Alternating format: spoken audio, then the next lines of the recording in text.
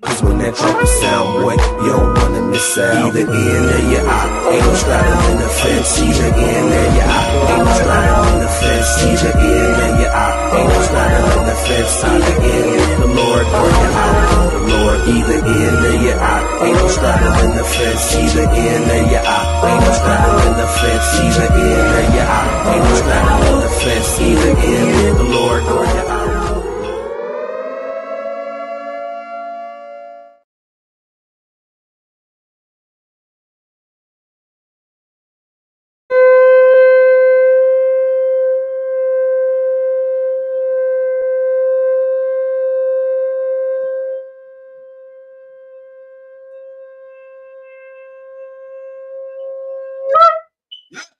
Yes, crazy. Yes, That boy good.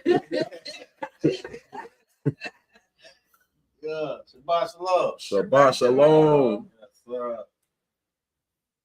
Yeah. Oh, praise the Most High. Well, Shabbat Shalom. Everybody tuning in, tapping in, man. Happy Shabbat. We're just talking about this long work week and the heat. And, the 250th existence of Babylon, or whenever they decided that they want to become an organization and profit off of us.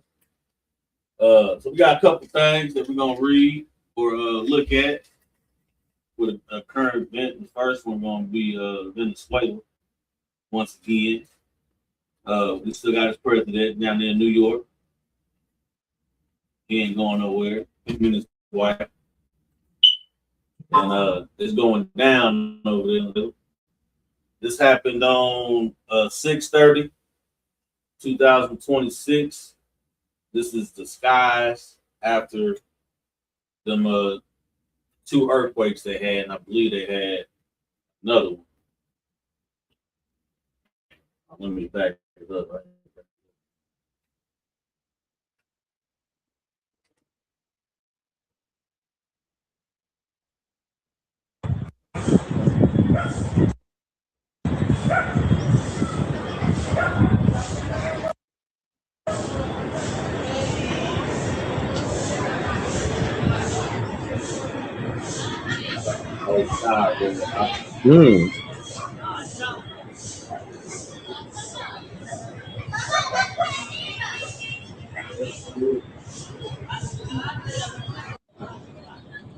After they earthquake.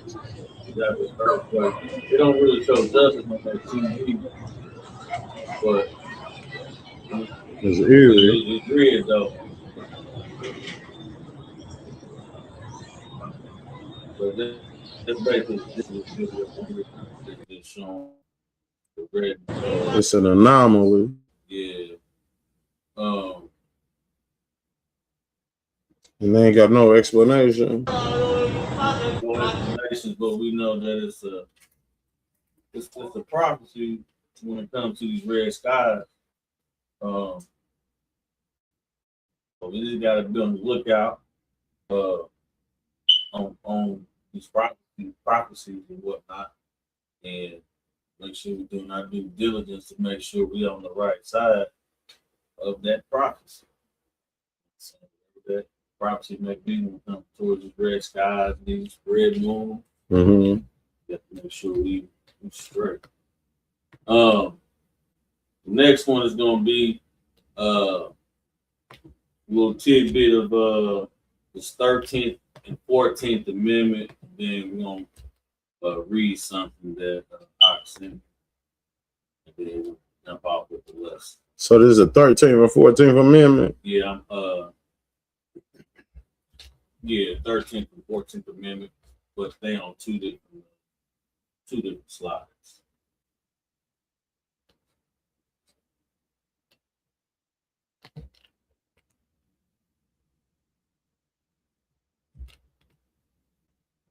Welcome to 60 Second Civics from the Center for Civic Education. I'm Mark Gage. The 13th Amendment abolished slavery in the United States. It was ratified on December 6th, 1865. Only a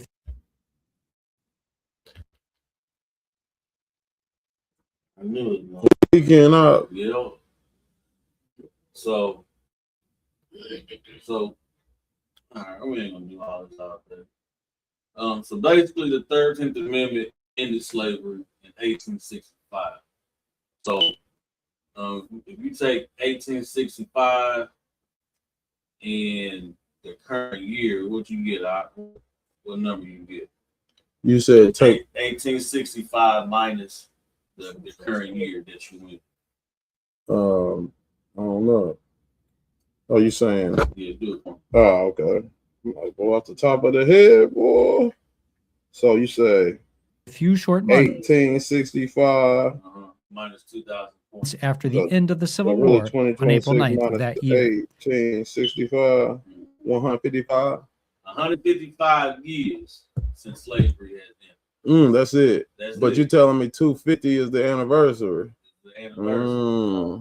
So more than half. You being here as occupants of Babylon, prisoners of war for disobedience to the Most High. So we would say 100 what? 55. 155. That's not a long time. Oh, wait a minute, hold up. I might have put the wrong number in 2026, right? Mm-hmm. Minus but their independence was 1776, wasn't it? America? Uh-huh. Oh, but you saying us? Oh, ours was 1865. Yeah, you can do ours or either way. So 161 for us being free, because you saying Juneteenth, Juneteenth. Oh, okay, yeah, we can do that. So it's only 6 years. What? So Juneteenth of what year was we free supposedly? Why he looking that up? So the 13th Amendment, because it's told us that. Let me find it real quick because I have it up here. Yep, 1865 for Juneteenth. So yeah, so we was on minus 18. So yep, 161 years from this current year. Okay. That's when we was. So what they tell us about Juneteenth, that's what they saying our independence in this nation is. But we celebrating 250 years. So that's 89 years difference. Yeah. So what we celebrate, huh? We ain't celebrating nothing. So, and then the 14th Amendment basically, because remember that the black man was less than 1/3, however they put it, Yep. of a person. Let me see if I can find it real quick.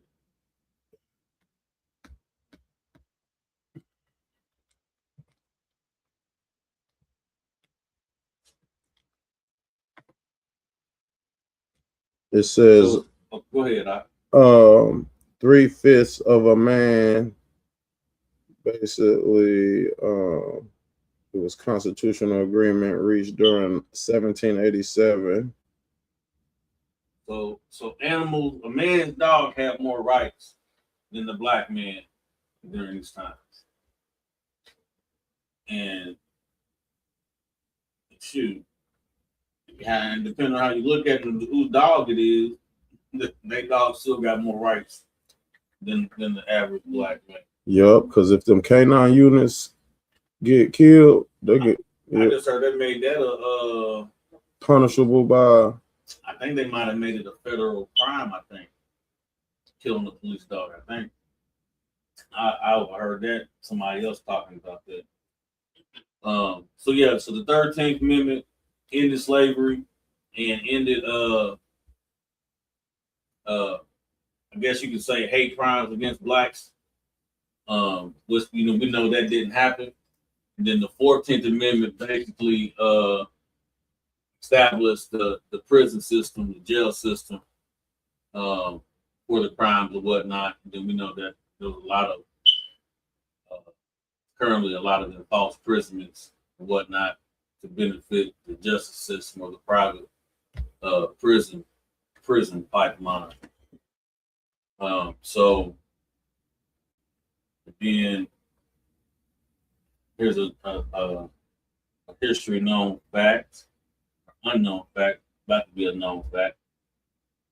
Find the right one that you sent me out.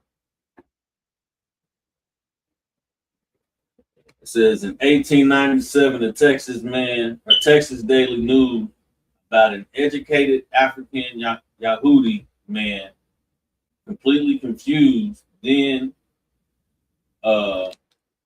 confusing the white Americans.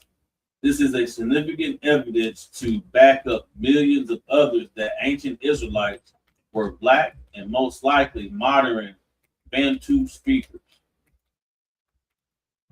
So this is a post from Houston Daily Post back in 1897.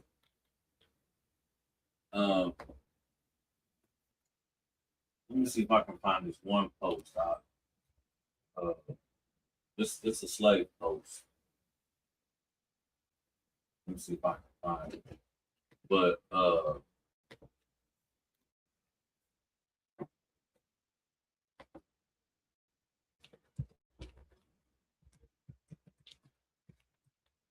it's a slave photo. I think it had the year on it. And I think at the time that I looked at it, it was only 100 years change.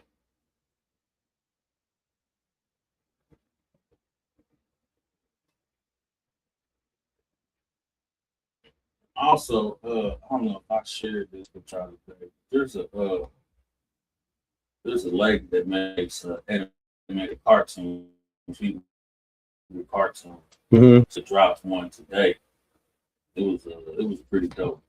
You could say it was like a cartoon version of Nat Turner. Mm. It was pretty dope. If I try to find it, I'll find it later. Let me see if I can share this. Right, go ahead. Let's see. You should be able to pop it up and I can bring it on screen.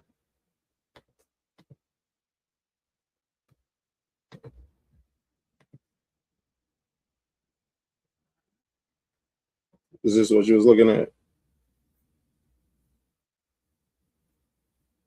Pop up there.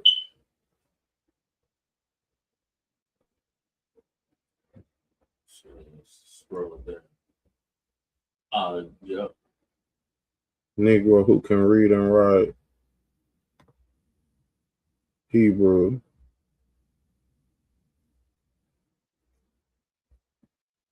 Trying to scroll it down. So 1897, Texas Daily News about the educated African Yehudi man. Let's scroll down. It's taking a minute to scroll. So that's the actual newspaper. 129 years ago. That's when this came out. Yep. So you know, These times ain't far. this These times ain't it's far. not forward. This is it was really a new nation. Yeah. America really ain't that old. So we like, dang, we're not really that even separated. It said below is what the article writes. The Houston Daily Post, September 20, 1897. A young African Negro has been in this city for the last few days who claims to be a Hebrew. He is deaf, meaning he can't hear, and dumb, so he can't speak, and as black as the ace of spades. He carries a pad of paper with him and answers all questions by writing them in Hebrew and Lashon Kodesh. What? Hold on, now. You said he's deaf. He's deaf and He's dumb. dumb. But he's answering the questions Uh-huh. in Hebrew. So these folks writing it down for him. That's a good mystery right there. Yeah. How is they coming to him? You know, he did lip reading. or The sign language, I mean, there's always been sign language, mm-hmm. but sign language ain't the point, I think. Back then. That's the good cliffhanger. How was they communicating? deaf and dumb, and he's answering a question in Hebrew. Mm-hmm. It said he's writing it down. I don't know how they ask him, but he's writing everything in Hebrew. It says what excites the most wonder is that he writes Lashon Kodesh very rapidly. It is the language of the books of Moses and is made a special study of spoken and written with ease only by the rabbis and highly educated Hebrews. So they said he's doing. So they found a rabbi in the city that speak his language and wrote it down. So that's probably how and they figuring it out. Yeah. It says the Negro was, here we go. The Negro was sent to one of the rabbis of Hartford, who is perfectly satisfied that he is a Hebrew. He says that he came from a large town in Africa where there is a tribe of about 20,000 black Hebrews who speak Lashon Kodesh and are quite prosperous. He also says that his father is a rabbi in that town, and that is why his father took the trouble to teach him to write these languages, which needed an extra amount of labor on account of his being deaf and dumb. He says his people not only write Lashon Kodesh, but it is their speaking language as well. He left home a few years ago and has seen a good deal of the world. In each town, he hunts up the Jewish section, and there they give him clothes, food, and money. What surprised him, he writes, is that no Hebrew knows of his countrymen in Africa. Below is the cropped piece of the article. So that's the actual article. So just a little bit of history on this pagan day to show you, ain't nothing really changed. They was claiming they was Hebrews back then and the slaves. Till a real Hebrew showed up. Till a real Hebrew showed up, and they can't deny it. They couldn't deny it then. They having a hard time denying it now, even though they're gonna deny it. Yeah. So that's real history for you right there. That's September 20th, 1897. All praises. Right. All right, I can close yours on this glorious Shabbat. Oh man, all praises. Well, I think we just flowing from the survival scrolls today. But it's about this day that's going on, man. So today is a pagan day. It's just a made up day. I know a lot of people is excited. They're gonna go over there and blow their house up. See folks. Yup. See folks. Remember last year the rapper dude? From Cali. Yup. The bully. Yup. What's his name? Big Boogie? Big something? What was that his name? Is that his name out? What his name? Yeah. Is that a Big Boogie? Big Boogie. No, that ain't it. It's another rapper. I forgot his name. I know who you talking about. He from Cali. Yeah, he's a bully though. He ain't no bully no more. Nah, he a sweetheart. Is that on the hand is down? Yeah. He can't fight nobody now. Yup. Better throw them balls. Dubs. He was known for swinging them haymakers in the prison pipeline.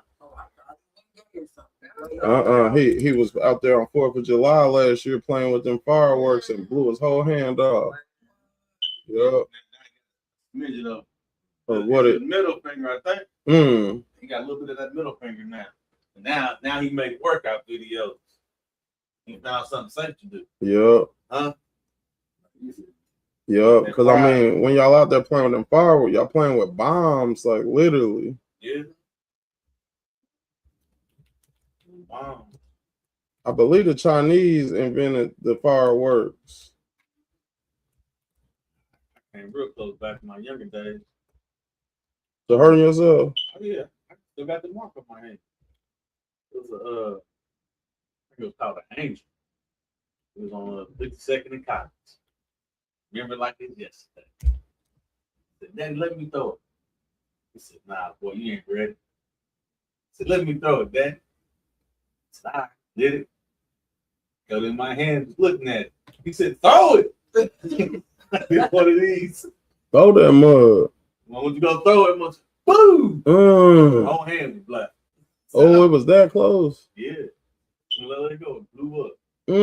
Luckily, I only got burn marks on one finger. He said, see, I said, one of my first mine, do it myself. So, said, yeah, you should. Did you mess with him after that? Yeah, I Firework. Oh, okay. Yeah. Yeah, I remember shooting. When they used to ride down 465 with some bottle rockets, shooting out the window. Yeah. Yeah. Good old time with fireworks, but they ain't dangerous though. They're dangerous. This the history of fireworks. Fireworks originated in ancient China around 200 BC, where heating hollow bamboo stalks in fires caused them to explode with loud pops used to ward off evil spirits. By the 9th century, alchemists mixed charcoal, sulfur, and potassium nitrate to invent gunpowder. So they didn't just took something. So the Chinese was using it for their spiritual practices. That's already gonna iffy right there. If you in the faith, it's like, so that was the origin of it, to ward off evil spirits. It's say by the 9th century, alchemists, ain't that like the dealing with the little witch? I'm thinking about Transformers. What they do? That was one of the names, Optimus Prime. Oh, Optimus Prime. Oh, Optimus. But there was, yeah, but that's because there was a show called Full Metal Alchemist. They put the little circles around and the shapes and the geometry and the 5-point stars, and basically alchemy is like some type of craft to where anything that is dealing with matter, like manipulating matter and manifesting things. So like if you want to manifest a Bentley or whatever, I'm just making something up. Let's say your mind is so low level, that's what you care about. You want to manifest the Bentley. Okay, boom, you manifested that Bentley however you did, but something somewhere else that's pulling from there. So that might be, it might come with somebody's health being affected, somebody's fortune, they might lose some money. It got pulled from something to manifest it. So that's my understanding of alchemy. But they mix charcoal, sulfur, and potassium nitrate to invent gunpowder.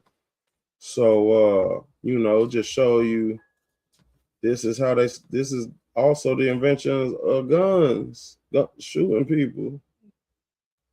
That's where guns come from.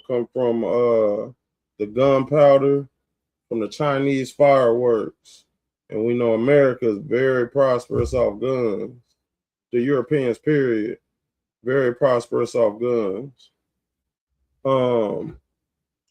So this day, like I brought out, it's about their freedom in 1776, when this nation, like you said, how'd you put it, decided to become an organization? Yeah, you can say that. Start the process of being an organization. So 1776, also 1776. This stuff take a long time. 1776. And the Masons.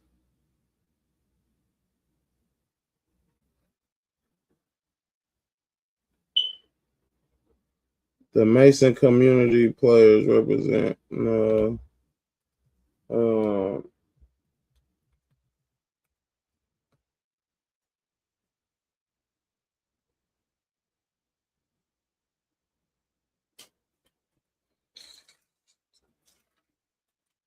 the phrase can refer to historical, the revolutionary statesman George Mason, who drafted it.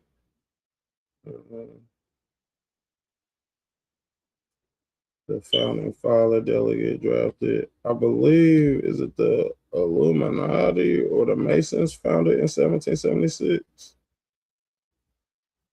Have you heard of this? You said what, Freemasons founded again? Uh-huh. Well, let me see something. It's something significant about 1776, and Well, right here, so it says, in 1776, the 13th American colony declared independence from Great Britain. mm-hmm. The Congress adopted the Declaration of Independence on July 4th, inciting Revolutionary War.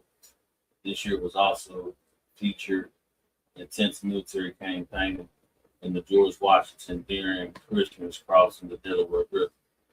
So, we know George Washington was a big time Freemason. Can you see this on the screen?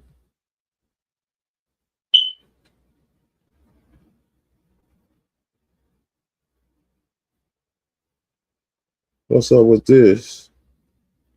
The real world Illuminati were founded on May 1st, 1776 at the University of Ingolstadt in Bavaria, Germany, created by law professor Adam Weishaupt. The Enlightenment era secret society aimed to fight religious control over public life, state corruption, and superstition. The origin and core details. Yeah, Adam Weishaupt is big time Mason, dude. The few names I know, Adam Weishaupt. The other dude name is something. When you say it was founded? 1776, May 1st. 1748. He was a young lad, man, when he founded this.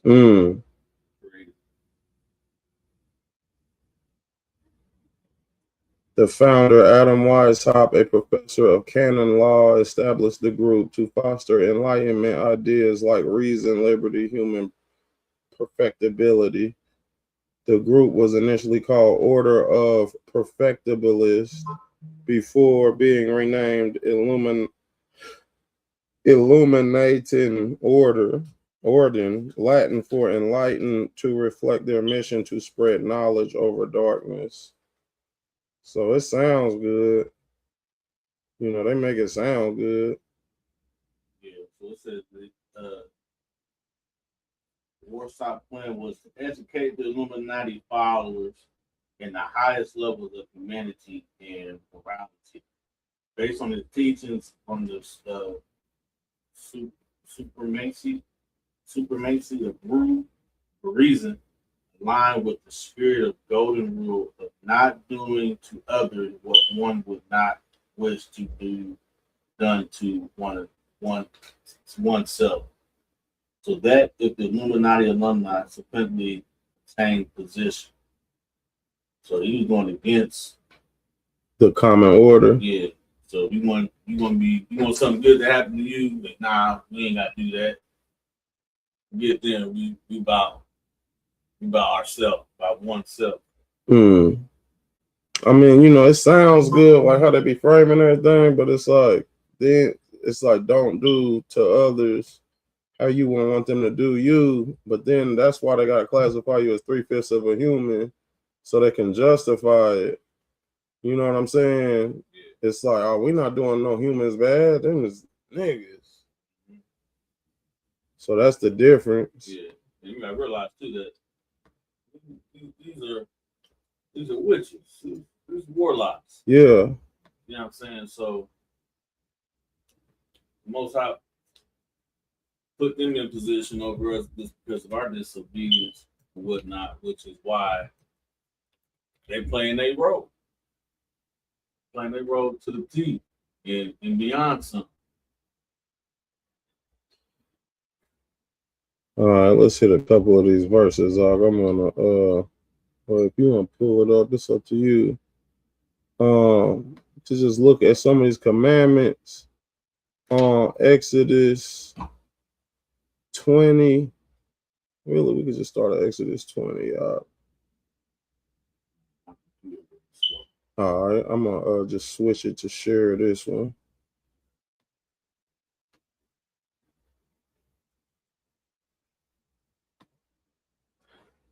Exodus 20. Exodus 20, man. Exodus 20. And let's just start at the beginning.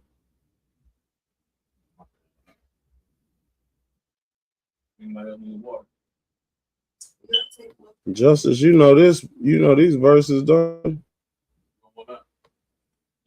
I know a Coty been going over them with you. So Exodus 20:1. It say, and Elohim spake all these words, saying, I am Yahuwah thy Elohim, which have brought thee out of the land of Egypt, out of the house of bondage. Thou shalt have no other gods before me. So that's the first commandment. Don't have no other gods before me. So nothing above the Most High. That's why he's called the Most High. Literally. It shouldn't be nothing that go above him. It says, thou shalt not make unto thee any graven image or any likeness of anything that is in heaven above, or that is in the earth beneath, or that is in the water under the earth. Thou shalt not bow down thyself to them, nor serve them, for I am Yahuwah thy Elohim. I am a jealous Elohim. All right, so if anybody's wondering, well, why is it a big deal with these holidays, and why are they so strict on what God they use and what names, and why is y'all tripping? Well, he said there's a reason for the stuff that you do spiritually. You know, the reason why they popping fireworks in China was to ward off evil spirits. You see what I'm saying? So they wasn't just out there for no reason. Everything is attached to their spirit. Everything's attached to all people's spiritualities. That was their sage. That was their sage. You know, that was their understanding of how they was purifying their situation, whatever. But that's why. So like people sit there and be like, well, why is it such a big deal? Well, that's why it's a big deal. He's telling you right here. This is the answer to your little question. Thou shalt not bow down thyself to them, nor serve them, for I am Yahuwah thy Elohim, am a jealous Elohim. So that's why, because he's jealous. Visiting the iniquity of the fathers upon the children unto the third and fourth generation of them that hate me. So this don't just stop at you. You also put it on your children, and then it just spirals out from there. Third and fourth generation of them that hate me. You hate him if you don't do what he's telling you to do. It says, and showing mercy unto thousands of them that love me and keep my commandments. It says, thou shalt not take the name of Yahuwah thy Elohim in vain, for Yahuwah will not hold him guiltless that taketh his name in vain. Remember the 4th of July and keep it set apart. Is that what it says? You threw me off, huh? Is that what it says? No, sir. No, sir. I like that. It say, remember the Sabbath day to keep it set apart, to keep it holy, as they say.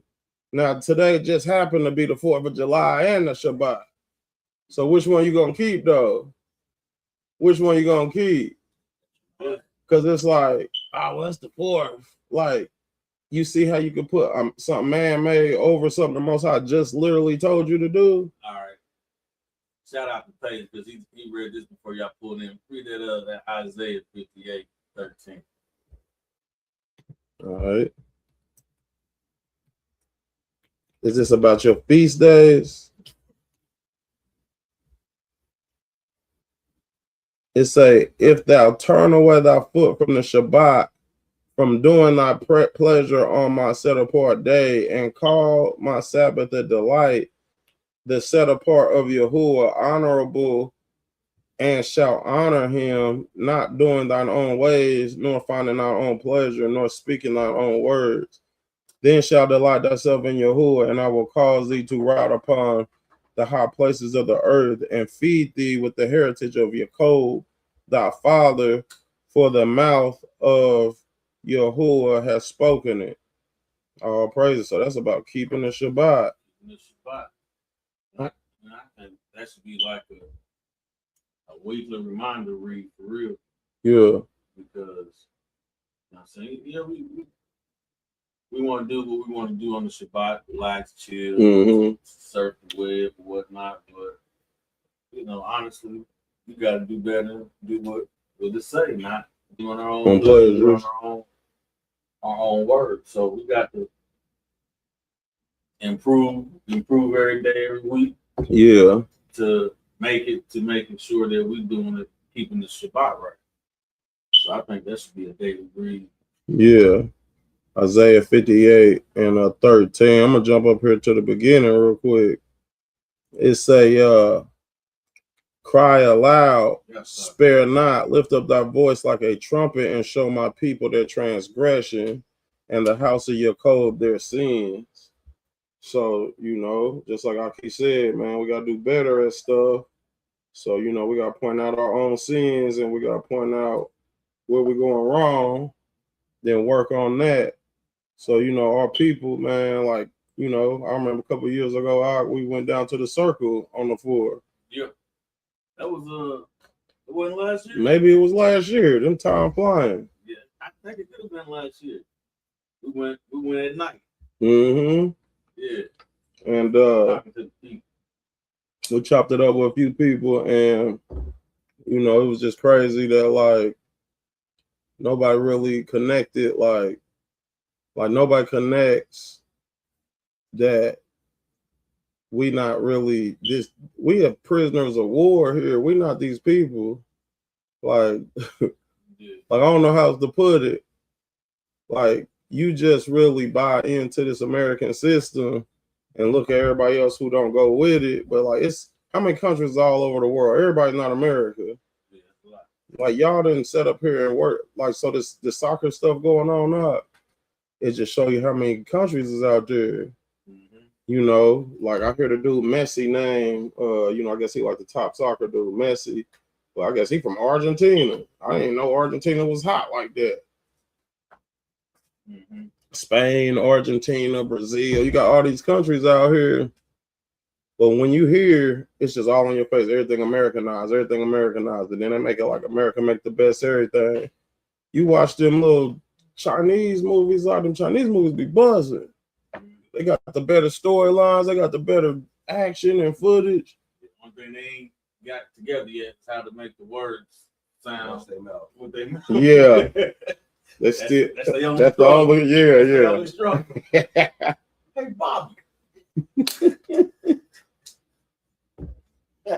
Actually, no. Yo, I think AI gonna change that somehow. I think it's coming. Yeah. I don't know, since you brought up the soccer thing, you've been seeing these so-called reptilians in the crowd. They had a black version and they had a white version. It's two males, and I guess it was at different games. And their eyes was real dilated, and then you can see their eyes blink. You know, reptiles' eyes blink from side to side. Blinked, and pupils was normal. But then afterwards, almost like they was taking like a deep breath, trying to come back to like the earthly breathing and whatnot, because of how they usually breathe. So I just find it kind of weird. Some folks saying it was AI, some folks saying it's not. You want to be able to tell now? You can't tell now because now they starting to fix all them AI glitches. You know, at first you could tell there was AI just because of the glitch on the side of the screen, or whatnot. But yeah, now shoot. And that's part of it, man. Look, we've been had Project Bluebeam. Yeah. You know, now you got the AI going hard. They been had the AI, it's just going hard now. So yeah, man, you know, we gotta show Jacob their transgressions. It just, you know, that's all we really need from there.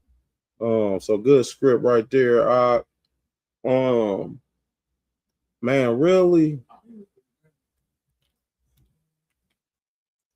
you know, it sound like a broken record sometimes, because it be the same verses, but what else can I say?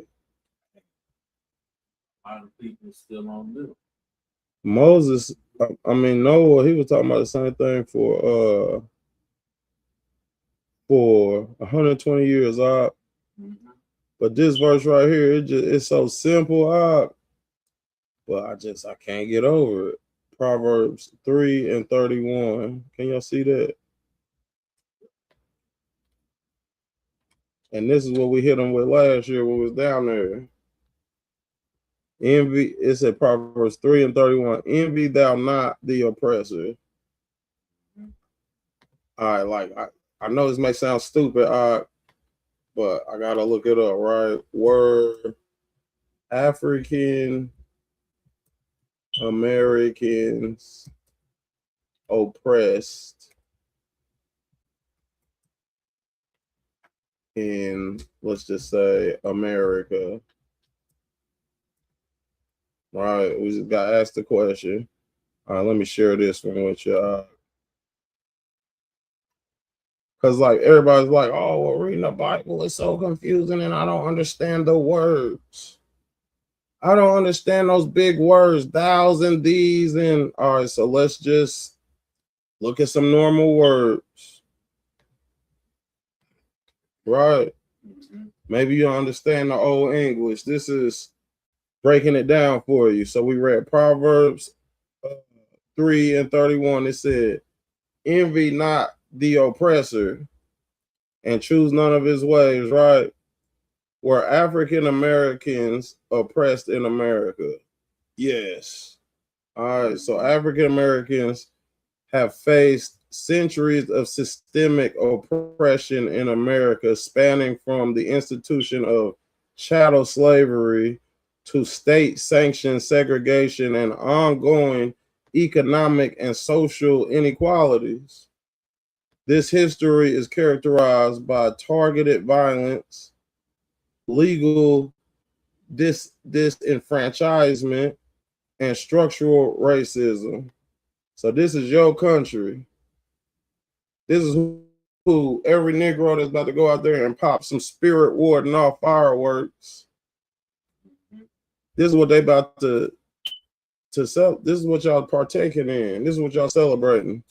Chattel slavery from 1619. This is even before there was a nation. They became a nation in 1776. But you was in chattel slavery. What chattel slavery means is like cows and stuff. Like you're not getting paid for a cow is just chattel. You know, it's chattel. You know, you here to work until we get done with you. Then we'll chop you down and eat you. You know what I'm saying? You are here to work until you're done, until you're not beneficial, then we're going to kill you. Millions of African people and their descendants were subjected to forced labor, stripped of their human rights, and treated as legal property. And then it's like, oh, that was so long ago. That was so long ago. It's not really that long ago. This country is not that old. 250 y'all. And we weren't even free for half of it. But this, look, we was chattel slaves way before they even became a whole nation. 1619, it says the Jim Crow era in the 1870s through 1960s, following the Civil War at the end of Reconstruction, an oppressive racial caste system was established primarily in the South. All right, so look at all them years up to the 1960s. Let's just stop there and look at how that's our history though. But when you sit here and talk about it, be like, oh, it was so long ago. Like, well, George Washington, I'll be about to just say stuff. But George Washington paled behind We could say it like that, right? He's old, so just stop talking about him. Just American history. yeah, that's American history. Stop talking about all of them. Ben Franklin, Thomas Edison, all of them. Like that's American history. Like, no, I don't want to hear it. We don't respect your history, just like y'all don't respect our history. Matter of fact, damn your history. Damn America. We reading about what y'all did to us. But y'all supposed to sit down and don't talk about it, nigga. And then we're gonna switch it up in the school books like it was a choice. They want to take your knowledge away from you so you could go to the teen takeover. See, all y'all gonna know is teen takeover. Your black history is gonna be King Von and his mama. You see what I'm saying? Mm-hmm. This is history, though. And then we trying to put a slide together for this, and they're like, "Oh, I think that's too graphic." They don't want to show the history of the slaves. The AI is like, "Oh, I think that may go against the our policies." Yeah, that's why I'm in Facebook jail. What happened? Seeing this project's available on the state. Showing all that war. See, I started following Iran's news on Instagram. I follow one of Iran's news cycles or social media posts. Yeah, it's showing stuff going on with the war. So I started posting that. Mm-hmm. Next thing you know, it's like this violates the community guidelines, but they didn't show me what I violated. And then 2 days later, it was like, then they just start coming up with a bunch of other stuff. Like, you don't own the rights to this music. I'm like, what? Ain't got nothing to do with nothing. So they hit me. I think I'm in Facebook jail then at the end of July. But yeah, that's what they do. They put the stuff out there on social media. Then you reshare it, then that violates. Yeah. It violates their rules, but you allowed it. Because if your watchers, Facebook watchers, was doing their job, then they would have snuffed this out before it even got to the share. Mm-hmm. You know what I'm saying? Yeah. It's just interesting that it's like, this is our history. Like, see, America got a problem on their hands because the way they set it up and tried to like really go against the scriptures. Because in the scriptures, it tell you who is who, right? You are of your father's lineage. What is that at Deuteronomy like 20 or something?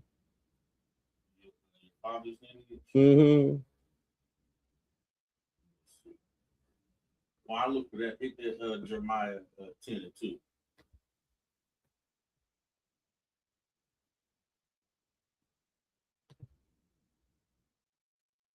Let me switch over to this.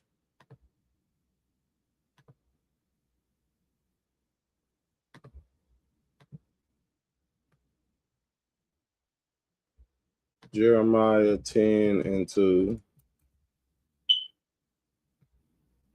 It said, "Thus saith Yahuwah, learn not the way of the heathen, and be not dismayed at the signs of heaven, for the heathen are dismayed at them." All right, so we just read in Proverbs, he said, "Envy not the oppressor," right? And these go hand in hand together. You shouldn't envy the oppressor and don't choose his ways. Then it said, choose none of his ways. Thus saith Yahuwah, learn not the way of the heathen. He telling you again. Who was your oppressor? The heathen. What are you supposed to not learn and choose? None of his ways. And be not dismayed at the signs of heaven, for the heathen are dismayed at them. And what specifically, almost all flags, if you ask me, I got a star on them. And so what is they? They are signs of heaven, right? All these flags got stars on them. Hey, you notice that? Yeah. Almost every flag in the world, low key. Star. Some of them got a star plus an animal with it. Mm-hmm. So it's like, you know, and then it says, and then you stand in front of the flag. We just read the first commandments. He said, don't have anything above the Most High. Don't bow down to worship them. He's saying, don't choose the ways of the heathen. Don't be dismayed at every flag got a star. There's 50 of them for the American flag. Then they stand there and they tell you, stand there, put your hand in your bosom, in your heart, and then pledge allegiance to the flag of America. Isn't that what they tell you to do? Yeah, you taking an oath when you do that. They said, put your hand. You heard of that, Justice? They do that at school. Now, at school is now what does the Bible say do? Does the Bible tell us to do that? It tells us to do the opposite. So who's right, who's wrong? They wrong. They wrong. They said they telling you to pledge allegiance. So you're gonna go into a covenant to a flag. I pledge allegiance. And they said to the flag. Yeah. That's out of worship. To the United States of America and to the Republic. That's the order. Yeah. To which it stands. And then now we back to Babylon, one nation under. Yeah. They don't tell you what God they talking about. We know what God they talking about. They're talking about the God of this world. Mm-hmm. And I want to say, I'm trying to find it. I thought it was 1 Corinthians. Yeah. Mm-hmm. Who you think it is, Jeff? Who the God of the world is? This the Bible, you know. This is our educational answer to whatnot, to what you think what it is, and then if you're right, we tell you you're right. If you're wrong, I think it said ruler. I think it said ruler. Show you that script. That, you know what I'm saying? So who do you think it is? Yeah, that's the question. So what answer? It is a right. What verse is that? 1 Corinthians. What? Where is the wise? What is the disputer of this world? God, man, What you trying to look for? the God of this world.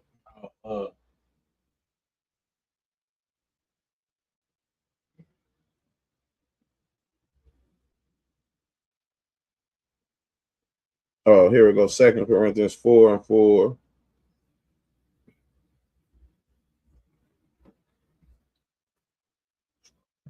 I'm gonna start at verse 1.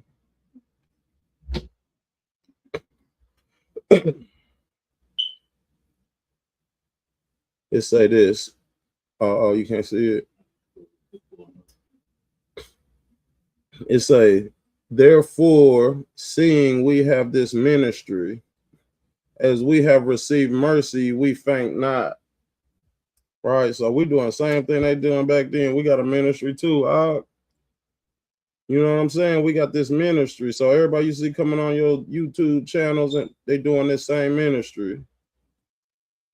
It said, but have renounced the hidden things of dishonesty, not walking in craftiness, nor handling the word of Elohim deceitfully, but by manifestation of the truth, condemning ourselves to every man's conscience in the sight of Elohim. But if our gospel be hid, it is hid to them that are lost, in whom, so check out why it's lost. So we're going openly putting the word out there. So the word is not hid. That's what I'm getting from this. The word is not hid because we honestly going out there doing the ministry. So it's not like it's not happening. It says, but if our gospel be hid, it is hid to them that are lost. So if you don't know this, that's because you're lost. It's not because it's not out there. In whom the God of this world, you see that, Justice? It's talking about the God of this world hath blinded the minds of them which believe not, lest the light of the glorious gospel of Christ, the Mashiach, who is the image of Elohim, should shine unto them. So the God of this world, who is Satan or the devil, you see they got a lowercase g there. You see that? So ain't no capitals or lowercase in Hebrew, but there is in Greek. So they're letting you know the context of this is not the same G-O-D right here, because it would have used the capital. It says, for we preach not ourselves, but Mashiach Yahushua the master, and ourselves your servants for Yahushua's sake. For Elohim, who commanded the light to shine out of darkness, hath shined in our hearts to give the light of knowledge of glory of Elohim in the face of the Mashiach. So yeah, the God of this world is Satan. Satan is the God of this world. So, you know, you could be in, that's why he said be in the world and not of the world. Because we ain't got no choice but to be in this world. Because that's the physical, this is the stage that everything's happening on. So we're in the world, but the world just means the system. It just means the system. It don't mean physically earth. We are physically here on the earth, but you're in the system. You gotta pay your bills, right? You got to comply with certain things or your life's just gonna be harder. Obey the laws of the land, basically. Obey the laws of the land. You know, to a certain extent, I would even say that. Obey the laws of the land when it doesn't conflict with the Most High's laws, right? Like you can let everybody do them, right? Like don't rob, don't kill, don't steal, don't commit adultery, all of that. But what if it's somebody who's homosexual? You know what I'm saying? Mm-hmm. Like, what do I do to the homosexual? I don't do nothing to them. let them do them. You know what I'm saying? I think that's what like a lot of Hebrews having issues at. It's like letting people do them while you still do you. Everybody got choice. So that's where we at. Like, I don't have to harp down, and even if you street preaching, just preach the truth. You know what I'm saying? Because you know, everybody want to point fingers and they see you in the fringes, so they're like, oh, you with such and such. I don't even know who you're talking about probably.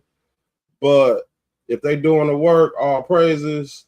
You know, but some of these cats out here, even on the corner, like you got to think about what kind of bait is you using to fish, because we fishers are men. So you over here hurling out slanders, calling somebody's woman a whore because how she dressed. How you think that's gonna work out for you? You know what I mean? How you think that's gonna work out for you? You here hollering. I'm not saying don't speak with a strong voice, don't project your voice. That ain't the problem. You could be a man, but even as a man, you know, it's gonna be some respect. Like it's gonna be some respect as a man. Like it's just certain things that I think men just off top don't even have to talk about when it comes to disrespect. You know what's disrespectful as a man?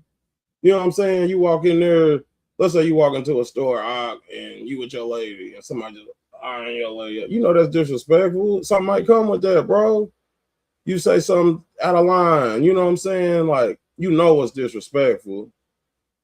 So when something happened to you, you know, Hebrew Israelite or not, just think about what kind of spirit you was in and what you was projecting, and then you'll figure out why it happened to you.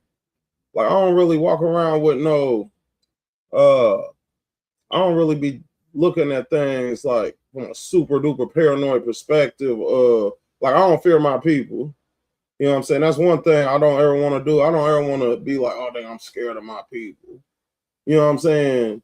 Like, I would rather be scared of everybody. I don't want to single us out though and be like, oh, it's a brother coming, gotta lock the door. The door should already been locked. But it'd be certain situations that be going on, and it's like you at this point, it's almost like they don't even want us to interact like that. Like people be acting weird when you in public and just, hey, what's up, brother? How you doing? You know what I'm saying? Like, I don't want to be scared of my people, but that's low-key how they be, you know what I'm saying, trying to shift your mind. But at the same time, you know, as a man, as a woman, as just a respectable person, it's certain things that just disrespect that you should just not go for. So if you out there on the corner, even if you street preacher, just have some respect, especially when you're bringing out the word. And keep in mind, you trying to save a soul. I ain't saying you gotta be soft or the message gotta be soft, but the topics that the Bible got, the topics is already heavy. You know what I'm saying? So you don't really got to put no more on it. Like once you break down the topics, it's serious business. So you know you don't got to slander nobody, call nobody out their name because how they dress. They lost. It said, but if our gospel be hid, it is hid to them that are lost, and they're ruled by Satan because he's the ruler of this world.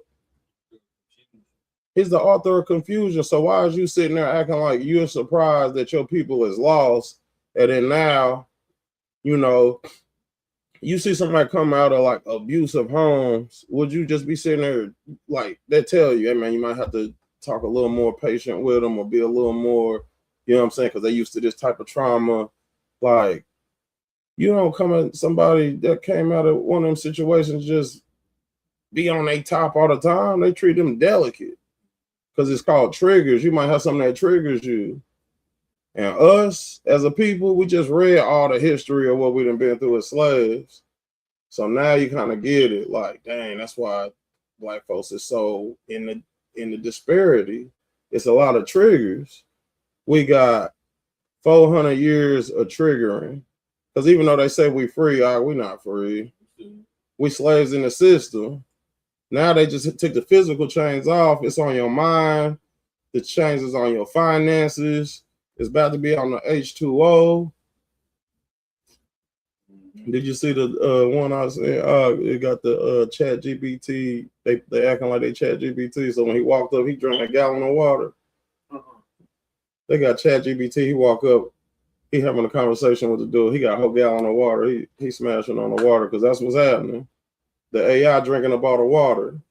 Yeah, with all them what they call them, the data centers. Mm-hmm. You see the before and after of the water by the data centers. The water be clear, and then after the data center, the water is like a almost like a brown. You can't use brownish scent. No, you can't even drink. You gotta do a lot of purification to drink that. That's crazy. Yeah, so you know, slowly but surely back to become the Jetsons. With all this AI and data centers and all this stuff. Because now they got the machines that's taking the water out the air, and they're like, oh, you can get like 50 gallons a day. It's because you probably gonna have to make your own water. Like they off grid, so you say you can grab water. It's taking it out the air, the moisture out the air, and condensing it. And then it's purified, and then you get up to 15 gallons a day out of it. Once it's a little bit smaller, you only get 10 or 9 gallons out of it. Mm-hmm. You put it in your house. You put it where? Outside, where? So it's like a humidifier. Yeah, but except it's just sucking everything out the air into it, then it cleans it, purifies, then it's ready to turn green. So you might have to look into that, huh? Sure. But that's where it's coming to, because everything it's almost like you need that book that's off grid now, because it's really like lights everything. You know what I'm saying? Like I guess it's magnets and a little bit more speaker magnets. You know, yeah, it's getting a little bit deep. Babylon coming to an end, y'all. Yeah. So I think Trump said it's going back to the old age though. That's why he was trying to cancel out them folks being born here as citizens. If you're not from here, no matter if you bring your kid over here or not, you had your baby here, you and your baby go back where you came from. We don't want you. You guys is just trying to clear out. But the Congress put a stop to it, like, nah, this been a rule since before you. Yeah, we're gonna stay. But I think they're gonna try to revisit it though, like they redo a lot of stuff. So it was something else they did too. Not to get sidetracked, but something with voting. or campaigning, I think they put a cap on the limit to potential candidates. I think there's a certain amount of money that they can use for their promotions to make it a fair advantage. Trump got a whole lot of money. He got a lot of money. I see what you're saying. You know what I'm saying? So It makes sense. So if John wanted to be governor of the NAP, the limit was $100,000, and that's where it's supposed to stop it. But you know, there's gonna be some off grid debates and money swindling. Yeah. You know what I'm saying? Nah, we don't want this nigga here. He knows too much about the side. Oh, here's another thing. Since we're talking about the ways of the Eagles, did y'all see Mike Brown, the governor here? July 1st. I don't know what you're talking about. But you know that he's a puppet for Trump. Anything Trump do, he down there backs. And so we pay taxes to Israel. What? Yeah, we pay taxes to Israel. I shared it on my post today and on Facebook. But yeah, They healthcare too. yeah, he said, and we're gonna continue to do it. We ain't stopping. I didn't even got no money for y'all. Man, we've been paying Israel out. Every president been in bed with Israel since Israel became a state. Like, you know, I have to start filling out this white paperwork then. You just got to work for yourself. I mean, some way we still gonna pay money to Israel, whether you work for yourself, whether you get supplies from the store and whatnot. We always gonna be paying some money to these KSR. until the collapse of every system that comes through. You know what I'm saying? This is what's gonna happen. We can't even shake it. I'm gonna hit it on Daniel about that. What you just said. Daniel 7, and I think I can start here. It say Daniel 7:15. It say, I, Daniel, was grieved in my spirit in the midst of my body, and the vision of my head troubled me. I came near unto one of them that stood and asked him the truth of all this. So he told me and made me know the interpretation of all things. These great beasts, which are four kings, which shall arise out of the earth. But the saints of the Most High shall take the kingdom and possess the kingdom forever, even forever and ever. Then I would know the truth of the fourth beast, which was diverse from all the others, exceeding dreadful, whose teeth were of iron, and his nails of brass, which devoured, break in pieces, and stamped the residue with his feet. And of the 10 horns that were in his head, and of the other which came up, and before whom 3 fell, even of that horn that had eyes, and a mouth that spake very great things, whose look was more stout than his fellows, I beheld, and the same hour made war with the saints and prevailed against them, until, so it don't sound like the saints is just gonna have it easy, right? It said the beast made war with the saints. He made it hard on them all the way until the Ancient of Days came, and judgment was given to the saints of the Most High, and it came that the saints possessed the kingdom. Thus he said, the fourth beast shall be the fourth kingdom upon the earth, which shall be diverse from all kingdoms, and shall devour the whole earth, and shall tread it down and break it in pieces. It says, and the 10 horns out of this kingdom, or 10 kings, shall arise, and another shall arise after them, and he shall be diverse from the first, and he shall subdue 3 kings, and he shall speak great words against the Most High, and shall wear out the saints of the Most High, and think to change times and laws. All right. So they think to change times and laws, and they shall be given into his hand until a time and dividing of times. And it said they think to change times and laws. So they have changed it to a certain extent in our understanding, but they really can't change time. Nobody can really change time, right? No. Or the laws, but they think to change it. So y'all ain't gonna do the correct laws of the Most High because y'all gonna do what the beastly system tell you. It says, but the judgment shall sit, and they shall take away his dominion to consume, to destroy it unto the end. And the kingdom and dominion and the greatness of the kingdom under the whole heaven shall be given to the people of the saints of the Most High. So it said, whose kingdom is an everlasting kingdom, and all dominions shall serve and obey him. Hitherto is the end of this matter. As for me, Daniel, my you said it, much trouble. So his mind is troubled, right? I know, like cognitive thinking. I can't pronounce this one. It says, and my countenance changed in me, but I kept the matter in my heart. So he shut it up in the book. So we know what the end is going to be, right?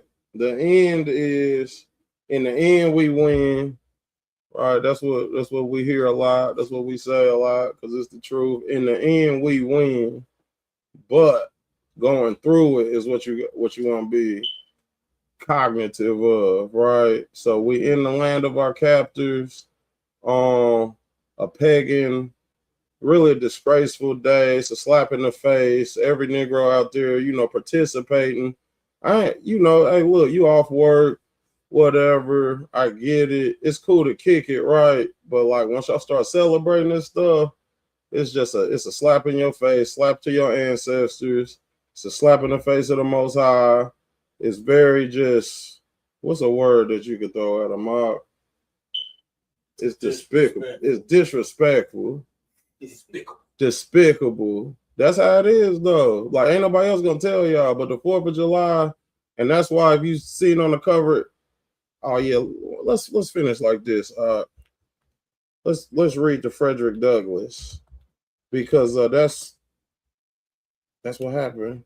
So what is it? What to the slave is the 4th of July? Remember that on the 4th of July, we was the street lamps, was the fireworks. You know what I'm saying? So let's not forget that. And then we hung there until the pros picked us apart. Let's read this, man.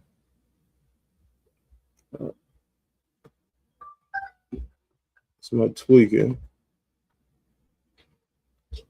Our praise to the Most High. We had some good service today. Wi-Fi. All praises. I think I could read it here.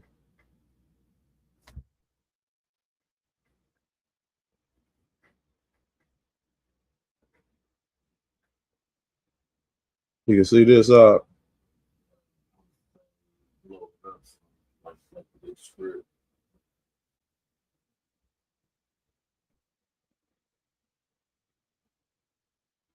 Y'all see this? Frederick Douglass, July 5th, 1852. Mr. President, friends, and fellow citizens, He who could address this audience without a quelling sensation has stronger nerves than I have. I do not remember ever to have appeared as a speaker before any assembly more shrinkingly nor with great distrust of my ability than I do this day. A feeling has crept over me quite unfavorable to the exercise of my limited powers of speech. The task before me is one which requires much previous thought and study for its proper performance. He was spitting. I know that apologies of this sort are generally considered flat and unmeaning. I trust, however, that mine will not be so considered. Should I seem at ease, my appearance would much misrepresent me. The little experience I have had in addressing public meetings in country schoolhouses avails me nothing on the present occasion. The papers and placards say that I am to deliver a 4th July oration. This certainly sounds large and out of the common way for me. It is true that I have often had the privilege to speak in this beautiful hall and to address many who now honor me with their presence, but neither their familiar faces nor perfect gauge I think I have of Corinthian Hall seem to free me from embarrassment. The fact is, ladies and gentlemen, the distance between this platform and the slave plantation from which I escaped is considerable, and the difficulties to be overcome in getting from the latter to the former are by no means slight. So he's like, man, I came from a plantation. He said the distance between this platform and slave plantation from which I escaped is considerable, and the difficulties to be overcome in getting from the latter to the former. He said it was hard for me to get to where I'm at in front of y'all right now. I was a slave. He was a slave. That I am here today is to be a matter of astonishment as well as of gratitude. You will not therefore be surprised if in what I have to say it evince no elaborate preparation, nor grace my speech with any high-sounding exordium. As I'm coming to you flat-footed. With little experience and with less learning, I have been able to throw my thoughts hastily and imperfectly together, and trusting to your patient and generous indulgence, I will proceed to lay them before you.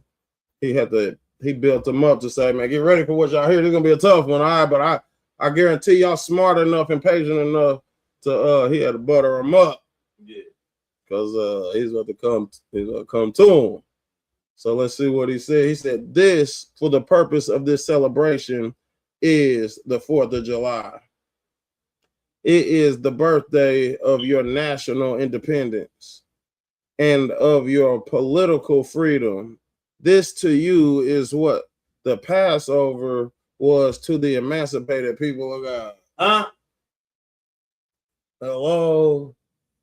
Hello. He said, it carries your minds back to the clay and to the act of your great deliverance and to the signs and to the wonders associated with that act that day.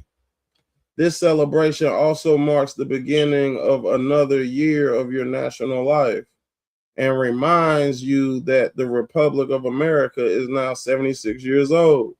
I am glad, fellow citizens, that your nation is so young.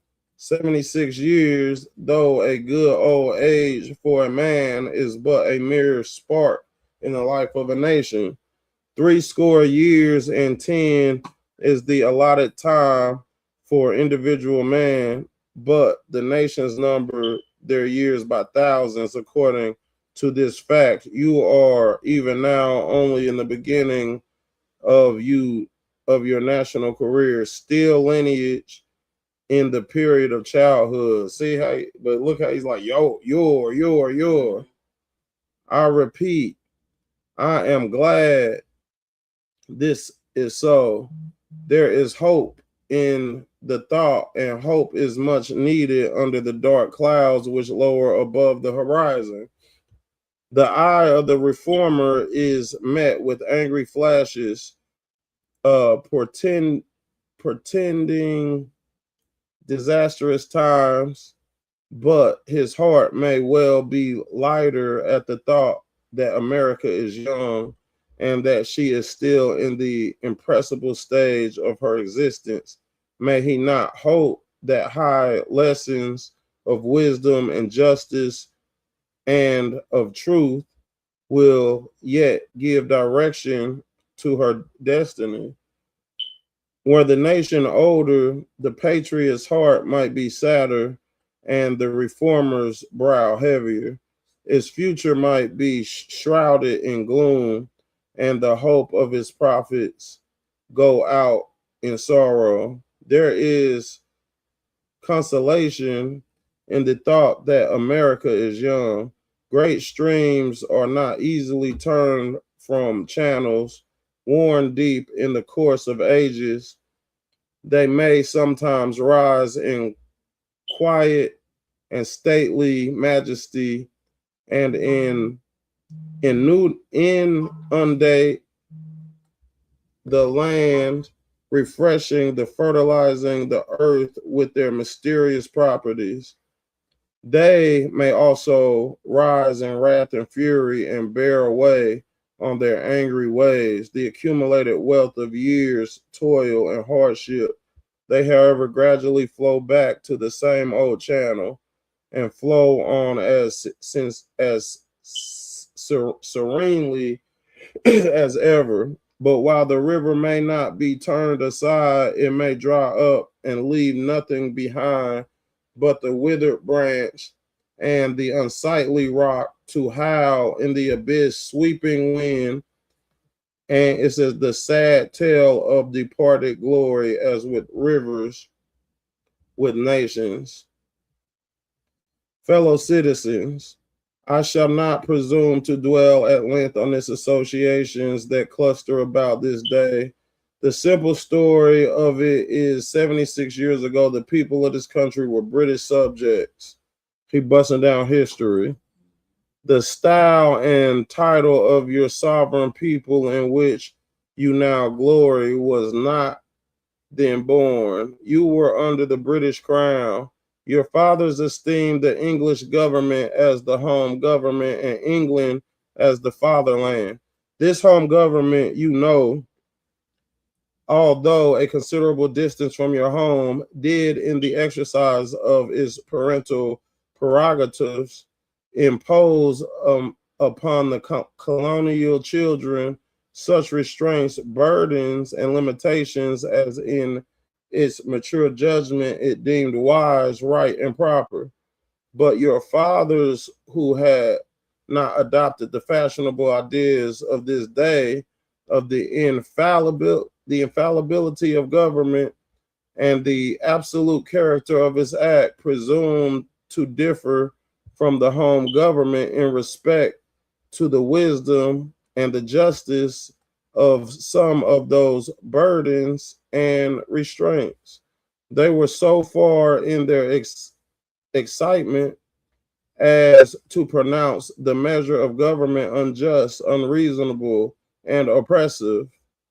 It says, and altogether such as ought not to be quietly submitted to.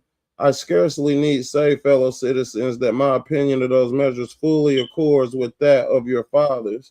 Such a declaration of agreement on my part would not be worth much to anybody.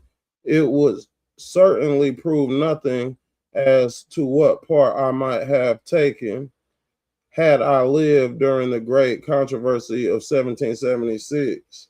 To say now that America was right and England wrong is exceedingly easily. Everybody can say it. It says the does it say dastard? It say not less than the noble brave can flippantly descant.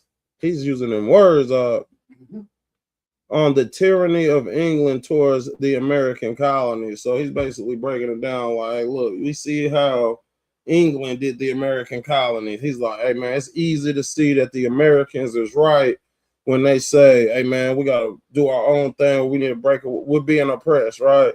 The white pilgrims felt like they was being oppressed. Frederick Douglass is like, hey man, it's easy to see that now when we break it down. In hindsight, we could see that that wasn't fair. It is a fashionable to do so, but there was a time when to pronounce against England and in favor of the cause of the colonies tried men so. They who did so were accounted in their day plotters of mischief, agitators and rebels, dangerous men. So he's like, we can easily say that they was oppressive now, but it was one point in time where if they spoke against English, they like, man, is you crazy? You going against the system. You a rabble rouser. It's a to side with the right against the wrong, with the weak against the strong, and with the oppressed against the oppressor. Here lies the merit and the one which of altogether seem unfashionable in our day. The cause of liberty may be stabbed by the men who glory in the deeds of your fathers, but to proceed, feeling themselves harshly and unjustly treated by the home government. Who this sound like? So this is what the pilgrim went through. Your fathers, like men of honesty and men of spirit, earnestly sought redress. They petitioned and remonstrated. They did so in decorous, respectful, and loyal manner. Their conduct was wholly unexceptionable. This, however, did not answer the purpose. They saw themselves treated with sovereign indifference, coldness, and scorn, yet they persevered.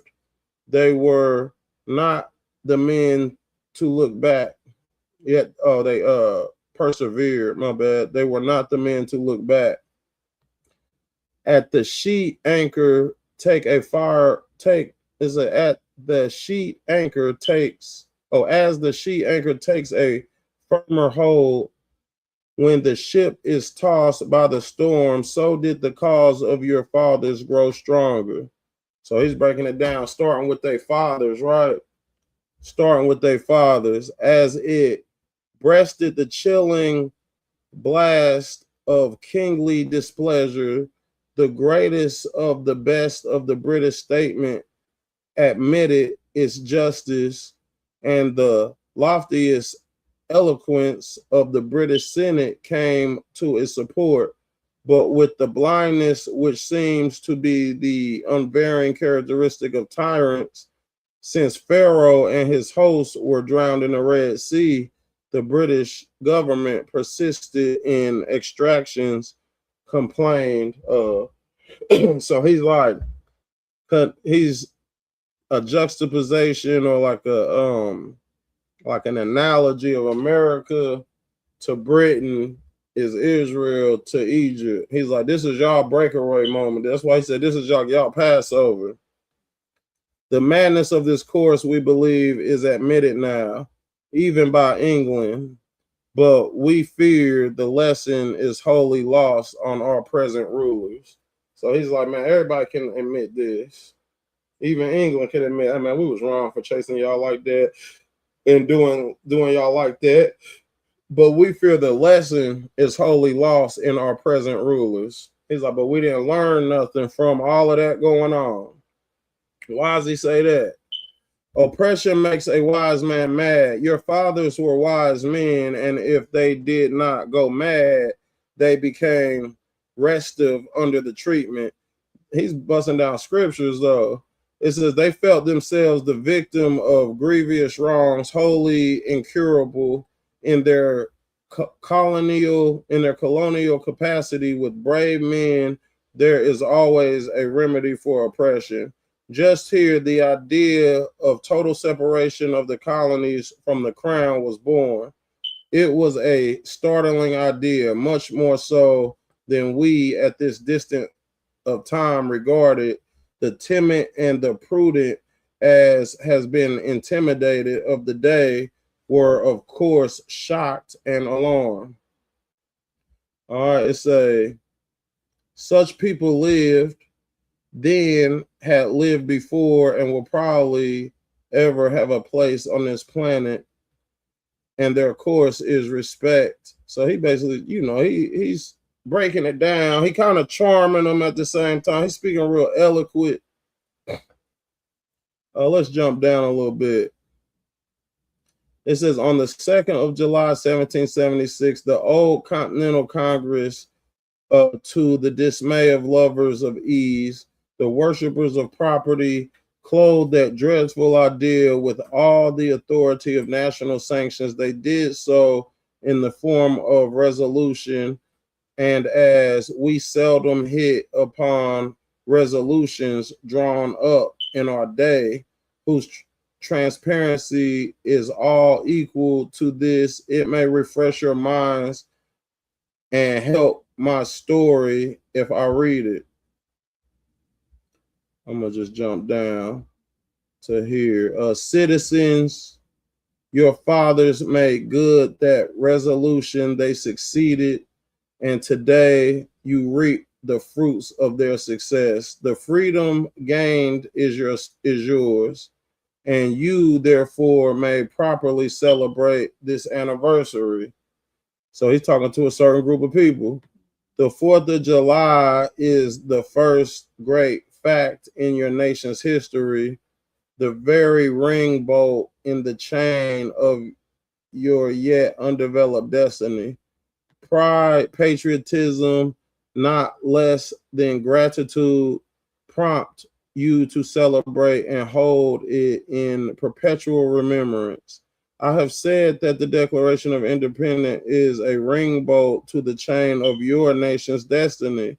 So indeed, I regard it. The principles contained in that instrument and saving principles stand by those principles. Be true to them on all occasions, in all places, against all foes, and what cost. From the round top of your ship of state, dark and threatening clouds may be seen. Heavy billows like mountains in the distance disclose to the leeward huge forms of flinty rocks that bolt down or bolt drawn, that chain broken, and all is lost. Cling to this day, cling to it and to its principles with the grass of the storm tossed mariner in the spar at midnight. The coining into being of a nation in any circumstances is interesting event, but besides general consideration, there are particular circumstances which makes the event of the Republic an event special attractiveness. The whole scene, as I look back, it was simple, dignifies the sublime. It said the population of the country at the time stood at the insignificant number of 3 millions. The country was poor in the munitions of war. So he's like, man, it was a small country. They didn't have a whole lot of ammunition and stuff ready for war. The population was weak and scattered, and the country a wilderness unsubdued. There were then no means of concert and combination such as exists now. I'm gonna jump down a little, but he looked like he just breaking down all day history. It says they love their country. I'm gonna jump here. How circumspect, exact, and proportionate were all their movements, how unlike the politicians of an hour, their statesmanship looked beyond the passing moment and stretched away in the strength into distant future. They seized upon eternal principles and set a glorious example in their defense. Mark them. It's I'm gonna jump down here. He said, friends and citizens, I need not enter further into the causes which led to this anniversary. So he said, I don't need to go into any more history on how we got here. The causes which led to the separation of colonies from the British crown have never lacked for a tongue. I'm gonna jump here. It says, I remember also that as a people, America are remarkably familiar with the fact which make in their own favor this esteemed by some of the national trait, perhaps a national weakness. It is a fact that whatever makes for the wealth of the reputation of Americans and can be had cheap will be found by Americans. I shall not be charged with slandering Americans if I say I think Americans can side of any question may be safely left in American hands. I leave therefore the great deeds of your fathers to other gentlemen whose claim to have been regularly descended will be less likely to be disputed than mine. The present. My business, if I have any here today, is with the present. The accepted time with God and his cause is the ever living now. Trust no future, however pleasant. Let the dead past bury its dead. Act in the living present heart within God overhead. It says we have to do with the past only as we can make it useful to the present and to the future. It says to all inspiring motives, to noble deeds which can be gained from the past, we are welcome. But now is the time, to the important time. Your fathers have lived, died, and have done their work, and have done much of it well. You live and must die. You must do your work. You have no right to enjoy a child's share in the labor of your fathers. Unless your children are to be blessed by your labors, you have no right to wear out and waste the hard-earned fame of your fathers to cover your indolence. Sidney Smith tells us that the men, I'm going to jump down. He about to get into basically now he kind of transitioning to what your fathers did to where we are in the present. He said, this truth is not a doubtful one. There are illustrations of it near and remote, ancient and modern. It was fashionable hundreds of years ago for the children of Jacob to boast. We have Abraham. This is Frederick Douglass. He said hundreds of years ago for the children of Jacob to boast. We have Abraham to our father. When they had long lost Abraham's faith and spirit, that people contented themselves under the shadow of Abraham's great name, while they repudiated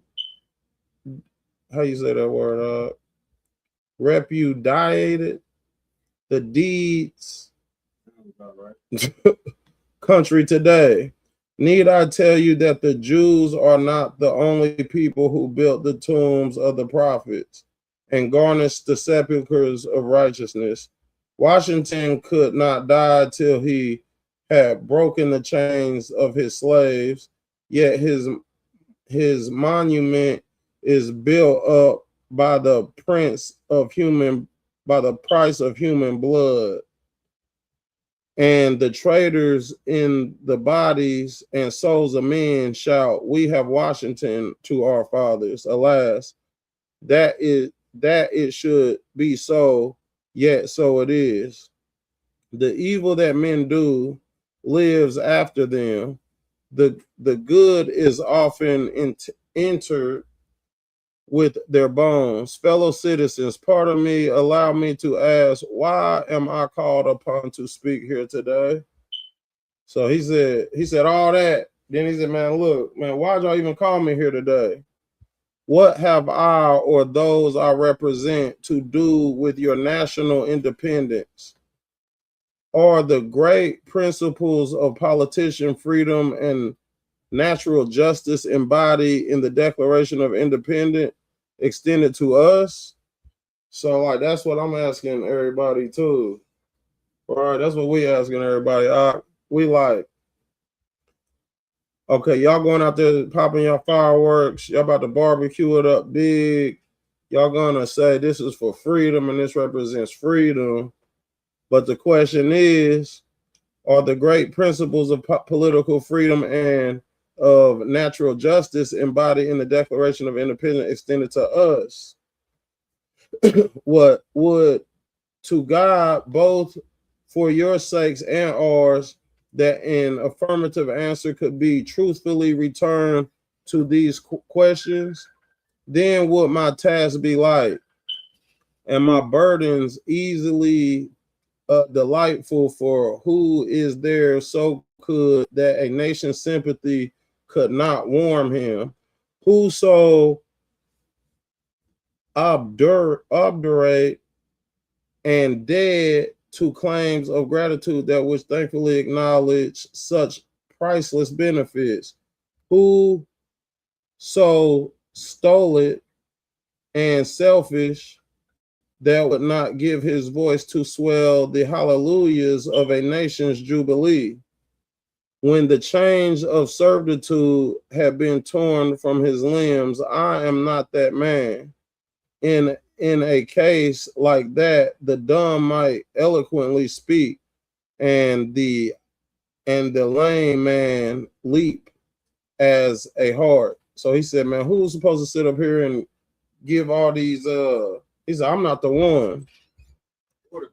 Order to. But such is not the state of this case. I say it with a sad sense of disparity between us. I am not included within the pale of this glorious anniversary.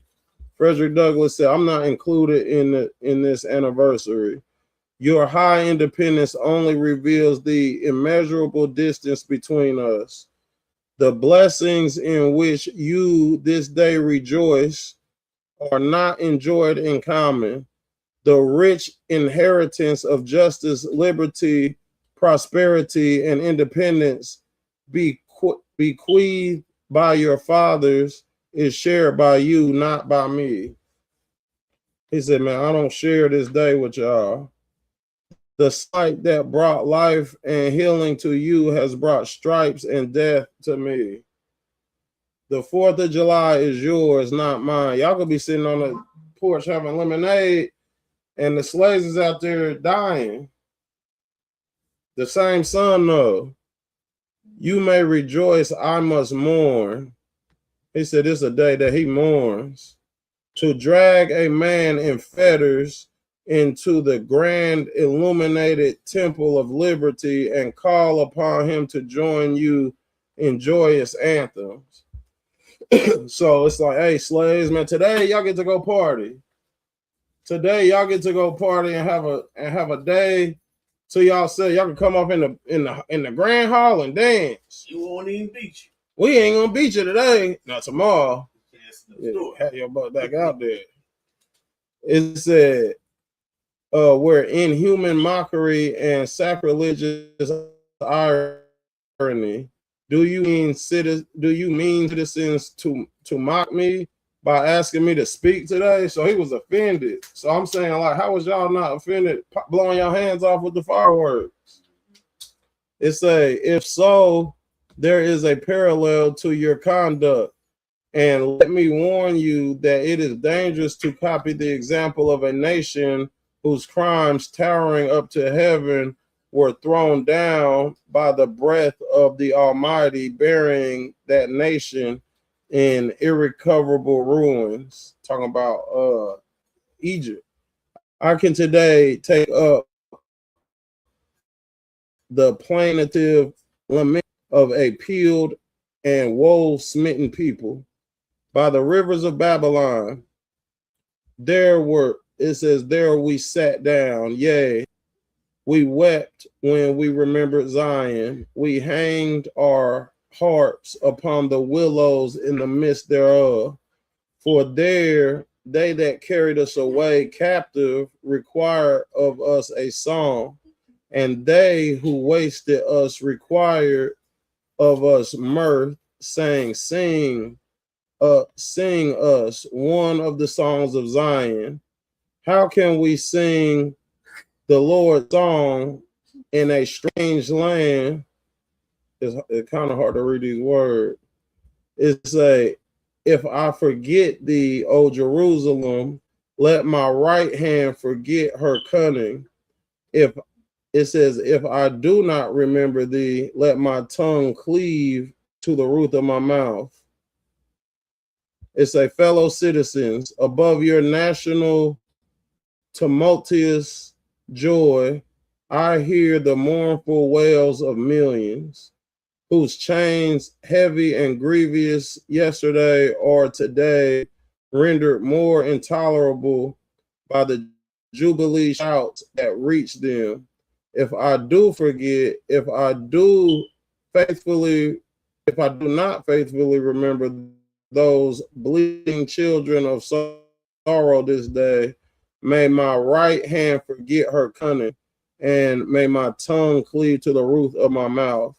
To forget them, to pass lightly over their wrongs, and to chime in with the popular theme would be treason, most scandalous and shocking, and would make me a reproach before God and the world. So Frederick Douglass, like, man, if I was to sit here and celebrate with y'all, man, I'm a sellout. So what does that make you niggas?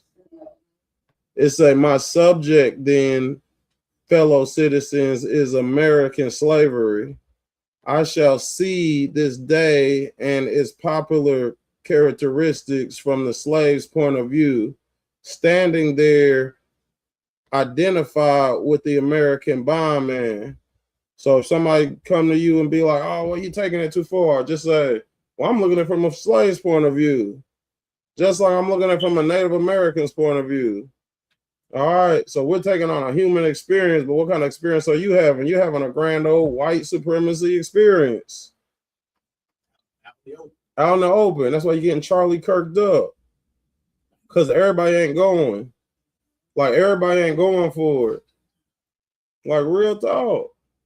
Right there in your temple, that, you know, the little, it looked fake with Trump. That looked fake. Super fake. But with Charlie, they got you. He still got his ear. He still got his ear. I don't know nobody. I know I've seen somebody get their ear shot off a ear. They don't have an ear no more. All right. That's what happened when it nicked your ear. They got Kurt. You know what I'm saying? But that's what happens when you in that field. But it would be, he said, let my tongue cleave to the roof of my mouth and let my right hand lose all its momentum. It says, making his wrongs mine, I do not hesitate to declare with all my soul that the character and conduct of this nation never looked blacker to me than on this 4th of July. He says, whether we turn to the declarations of the past or to the professions of the present, the conduct of the nation seems equally hideous and revolting. America is false to the past, false to the present, and solemnly binds herself to false to the future. Dang. So he said a whole lot. He said a whole lot in the fluff in the beginning, but he started cutting it down. He said they false to the past, present, and to the future. Standing with God and the crushed and bleeding slave on this occasion, I will, in the name of humanity, with its outrage, in the name of liberty, which is fettered, in the name of the Constitution and the Bible, which are disregarded and trampled on, dare to call in question and to denounce with all the emphasis I can command everything that serves to perpetuate slavery, the great sin and shame of America. I will not equivocate, I will not excuse, I will use the severest language I can command, and yet not one word shall escape me that any man whose judgment is not blinded by prejudice or who is not at heart a slaveholder shall not confess to be right and be just. And I ain't gonna read the rest of it, y'all, but you can. Yeah. I think from that point he pretty much goes in. You know, and that's the type of language that he wasn't. He was basically, it was his protest against that day. He said, you know, how was y'all gonna call me up here on a day like this? Let's read this part. It says, would you have me argue that man is entitled to liberty, that he is the rightful owner of his own body? You have already declared it. Must I argue the wrongfulness of slavery? Is that a question for the Republicans? Is it to be settled by the rules of logic and argumentation as a matter best beset with great difficulties involving a doubtful application of the principle of justice, hard to be understood? How should I look today? How should I look today in the presence of Americans dividing and subdividing a discourse to show that man have a natural right to freedom, speaking of it relatively and positively, negatively and affirmatively? To do so would be to make myself ridiculous. It says, and to offer an insult to your understanding. There is not a man beneath the canopy of heaven that does not know that slavery is wrong for him. So that's how he was coming. And he keeps going in. So, you know, that's all I'm gonna read of that, y'all. But you know, just like I think everybody should read the Constitution at least once, you know what I'm saying, learn your rights. I think you should read this. You know what I'm saying? Because, you know, everybody want to talk about Uncle Tom, or people be trying to be funny, like, oh, he talk white, or, you know, whatever. Uncle Tom was the hero. It was the Sambo nigga that y'all don't want to end up like. You know, when it comes to just some of y'all mind frames, like y'all young cat, y'all YNs are very dumb. Like, very dumb, because y'all will look at, like, what we doing now, like, lame stuff. Like, y'all about to go out there and celebrate. Y'all are sellouts. You know what I'm saying? Equivalent to a snitch, if you ask me. Y'all only respect street stuff. So, like, you a snitch, basically. You a sellout. You work with them people. You work with them people. You know what I'm saying? I don't work with them people. You know what I'm saying? Like, KJ don't work with them people. John ain't with them people. You know what I'm saying? So we in the system, not other system. We gonna come to you like, hey, look, all these white monuments, man, they were slave holders. You know what I'm saying? All these people's, all these holidays, y'all, you know, what is it for the soldier? Memorial Day. You know, everything that we was a part of, even though, yeah, we had black soldiers and we went through it the hardest. So what are y'all celebrating? You know, what are y'all celebrating, man? Y'all be celebrating y'all demise. riding down the music, listening to the music, killing. Y'all celebrate y'all demise, so I gotta say I'm not surprised. So with that being said, you know, Shabbat Shalom. I got two things. Okay. I got two videos. Bring it out. One is about that cartoon I was telling y'all earlier. Okay. That dropped today. New episode. I think Reese's it's with the one Hebrew brother. He be driving in his car, coming home to his family and stuff. Let me see what you got going on. I think that's them. The Reese's Royal channel. Okay. Oh, there we go. Hold on, let's see. This one's just called Never Forget. This one dropped today, I don't 5 think I've hours seen ago. I watched it this morning, and it's pretty dope. It's pretty short-legged friendly, children friendly.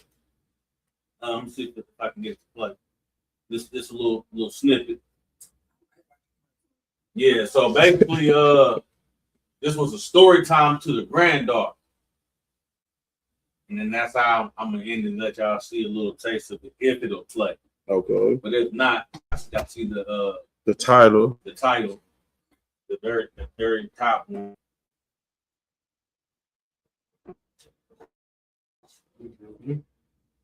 Yeah, it's in the back one. Way it's looking right. The following program is rated R.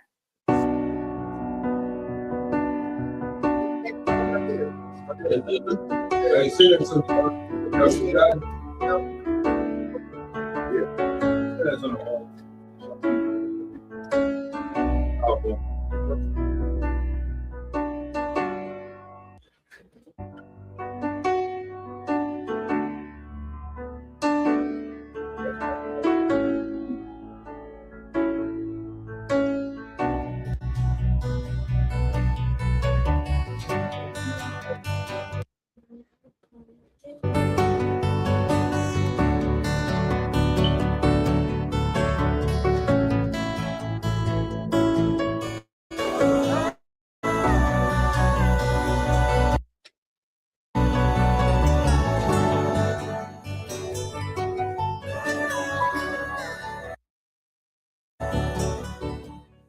Shalom, baby.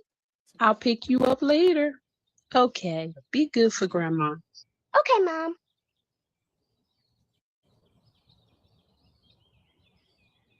It's real Grandma! Shalom, baby. Well, Look at you. Getting taller every time I see you. What are you looking at? Just memories. Whose memories? Why, my dear child, your family. My family? Yes, dear. Your great grandfather. His name was Daniel. He was born in chains. He was angry and stubborn and carried more pain than any child should ever. But the Most High had a purpose for him. And the story of Daniel begins like this. We were on the run. The children of Ham was rounding us up like crazy. Some of us were captured, and some of us fought back. But in the end, they got us all. The nations conspired for our destruction. They made a fortune off our pain, stolen from our home, ripped away from everything we knew, from our culture and from our God. You must say what's going on. all right, I'm gonna stop But we right were here. determined to still fight back. Stop it right there. But it's 33 minutes. I'll send it to me. Yes, and then you Got one more. This is what the Most High think about 4th of July and their celebration. Hold up. Hold up. Wait for it to pull up.